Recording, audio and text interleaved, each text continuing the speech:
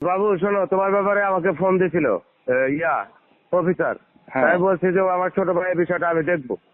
তো কয় সবই আপনি দেখবেন, আমাদের এনে কি? তাই আমি বলছি আপনাদের বিষয়টা আমি দেখবো, তুমি আমার সাথে জরুরি দেখা করো। তোমার যদি একটা পশমের ক্ষতি হয় আমি রাজি প্রতিষ্ঠা দিন আর মুখ দেখাবো না। ভাই শুনেন, আমি আমার কথা শোনো, তুমি বেশি কথা বলো কিছু। হ্যাঁ, কোন আমি তোমার যে কথা কইছি আসতে পারো কোনো কথা আছে? না না, তা ঠিক আছে। আপনি তাহলে তুমি কিসের বালে চিন্তা করো? না, আমি বলছি তোমার যদি একটা পশমের ক্ষতি হয় তুমি হ্যাঁ। আমাকে মোড়ের মধ্যে জুতা পিটা করে দিবা। না ভাই, আমি তো কাউকে জুতা পিটা বললে তো তাহলে আমার কথা বোঝো আগে, তুমি আর বেশি কথা বলো কিছু জন্য। হ্যাঁ, তাই ঠিক তুমি বলেন। এক ঘন্টার মধ্যে আমি ফিরে হইতেছি, তুমি কোথায় ডাকো আমি যাইতেছি। তুমি আমার মোটর সাইকেলে ওইটা ঘুরবা, ওইটা তোমাকে একটা রাউন্ড দিয়ে নিয়ে তোমাকে আমি ব্যবস্থা করতেছি।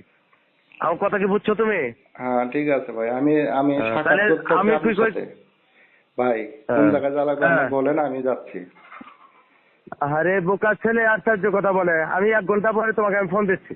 ঠিক আছে। পৃথিবীর কোনো শক্তি নাই, ইনশাআল্লাহ ইনশাআল্লাহ বললাম। এবং একটা পশমের যদি ক্ষতি হয় তখন তুমি আমাকে বলবা। শোনো, হ্যাঁ। ফিরিয়ানা তোমাদের কোন বাড়িতে কিভাবে আমার সাথে আমি ওখানেই যাবো, কোনো সমস্যা নেই। আমি ফিরি থাকা দাঁড়ে মনে করো আলহামদুলিল্লাহ কয়া 2 গ্লাস পানি খাও যে না আমার ভাই আছে আমার পাশে।